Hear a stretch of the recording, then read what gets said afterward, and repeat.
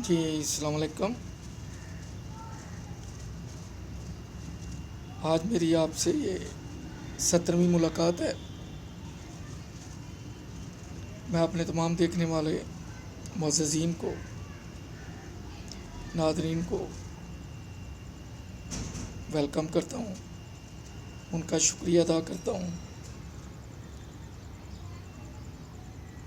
नहीं मालूम कि वो मेरी बातों से मुस्तफ़ीद तो शायद ना होते हों, लेकिन शायद कुछ लोगों को बीच में कोई चटखारा चाहिए होता है, लेकिन वो मेरी इस गुफ्तगू में आपको नहीं मिलेगा।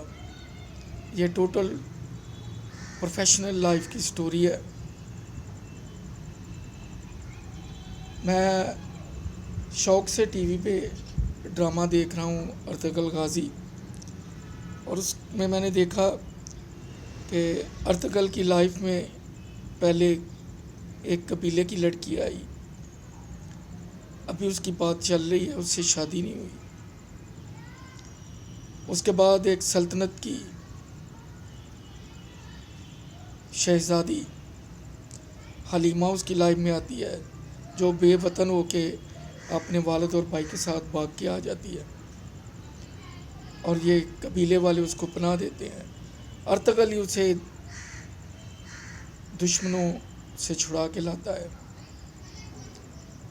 और देखने वाले को यही होता है कि शायद अब ये इसकी लाइफ में आ जाएगी, लेकिन ऐसा नहीं हुआ।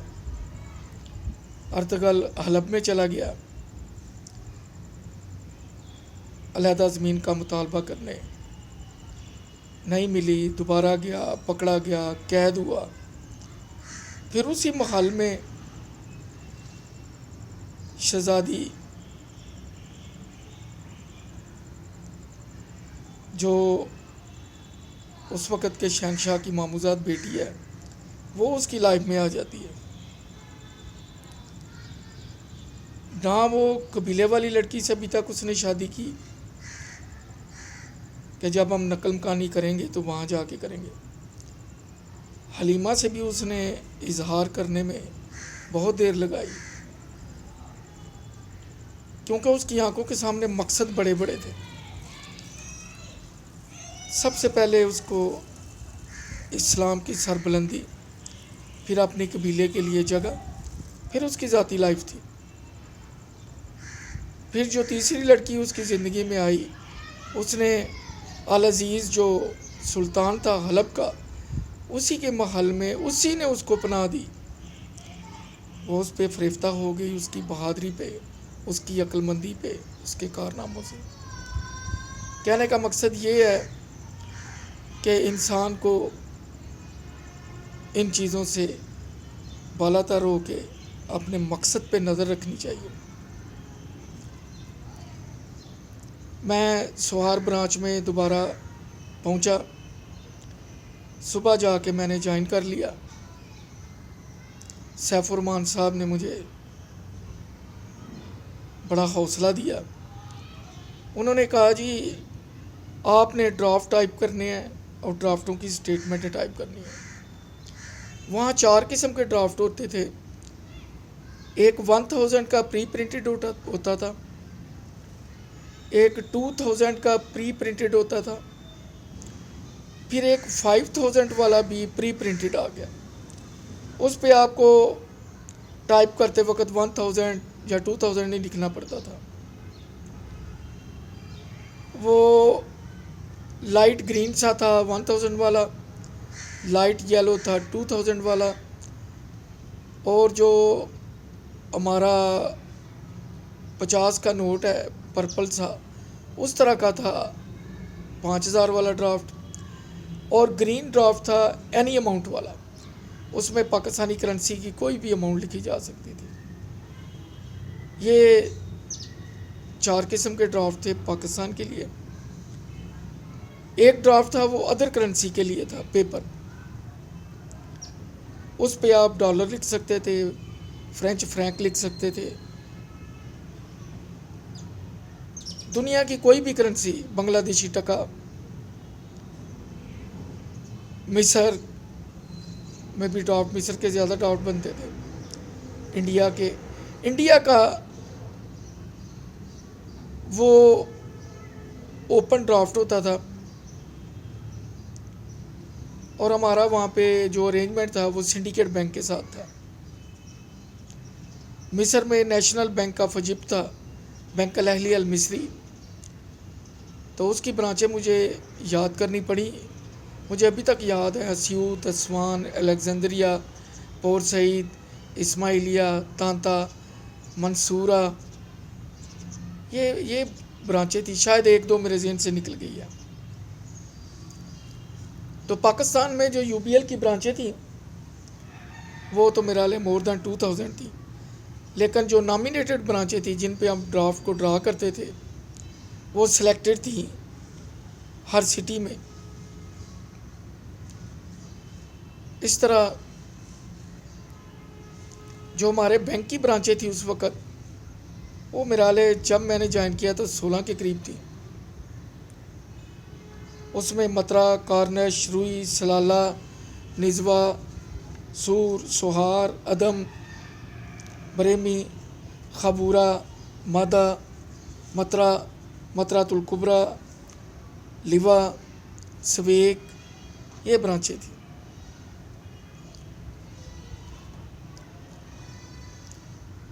ड्राफ्ट कार्बन रख के टाइप होते थे, ओरिजिनल कॉपी कस्टमर को जाती थी और कार्बन कॉपी हमारे रिकॉर्ड में रहती थी। उसके लिए एक एप्लीकेशन फिल करनी पड़ती थी जिस पे बेनिफिशरी का नाम लिखा जाता था, अकाउंट नंबर, ब्रांच और सिटी। खैर ये ड्यूटी मेरे हिस्से में आई। टाइप मशीन मेरे पास थी तो मुझे रेट बता दिया गया था 0.027 यानी 27 रियाल ओमानी का 1000 पाकिस्तानी था, 34 रियाल ओमानी का 1000 इंडियन था और 385 पैसे ओमान के $1 के बराबर थे। जब डिवैल्यू हुई ओमान की करेंसी 90s में तो वो 345 पे आ गया, 385 से। बैंकों की जो लिस्ट थी वो फाइल मेरे पास होती थी काउंटर पे। मैं काउंटर पे बैठ गया, पब्लिक डीलिंग, तो ड्राफ्ट वगैरह लिखने भी कस्टमर ने जाके कैश जमा कराना है और वो कैशियर ने बुक में लिखना है, क्योंकि मैनुअल बैंकिंग थी तो इन रूट होके वो सेकंड ऑफिसर के पास आना है, उसने उस पर साइन करने हैं, फिर उसने मुझे ड्राफ्ट देना है, मैंने ड्राफ्ट टाइप करके वापस देना है। उस पर 2 सिग्नेचर होते थे, एक मैनेजर के, एक ऑफिसर के। खैर मुझे इतना ही बताया गया था और डे एंड पे एक स्टेटमेंट बननी थी जिस पे हमने डिटेल लिखनी थी कि आज इंडिया के ड्राफ्ट कितने बने हैं, पाकिस्तान के कितने बने हैं, अदर करेंसीज़ के कितने बने हैं, क्योंकि रिकन्सिलेशन डिपार्टमेंट हेड ऑफिस में वो स्टेटमेंट जाती थी। वो आसान सी थी, मैं वो टाइप कर लेता था। उसके बाद एंड ऑफ द डे एक समरी बनती थी, ड्राफ्ट एप्लीकेशन होती थी, उसमें ड्राफ्ट का रेट होता था, नीचे 100 पैसा कमीशन बैंक की, 100 पैसा पोस्टेज चार्जेस होते थे। वो हम बड़े अच्छे क्लाइंटों को कई दफ़ा छोड़ भी देते थे। बाकी हमारा जो एक्सचेंज का कुशन होता था, हम अगर 27 पे सेल कर रहे हैं तो 26.5 पे हम हेड ऑफिस को ट्रांसफ़र करते थे। ये हमारा उसमें कुशन होता था। खैर टाइप मेरा शोबा था और ये ड्राफ्ट टाइप करना मामूली बात थी मेरे लिए, मुझे कोई ख़ास दिक्कत नहीं हुई। मैंने end of the day statement वगैरह बनाई। जो समरी बनानी थी उसमें मुझे मदद लेनी पड़ी। उन्होंने बताया कि ये पैसे सन्डी में डालने हैं, फिर संडी में से निकाल के IBCA कहते हैं, इंटर ब्रांच क्रेडिट एडवाइस। फिर आपने IBCA बनानी है, पाक रुपीज़ की लहदा, इंडियन की लहदा, डॉलर की लहदा, अगर बांग्लादेशी टका है वो लहदा।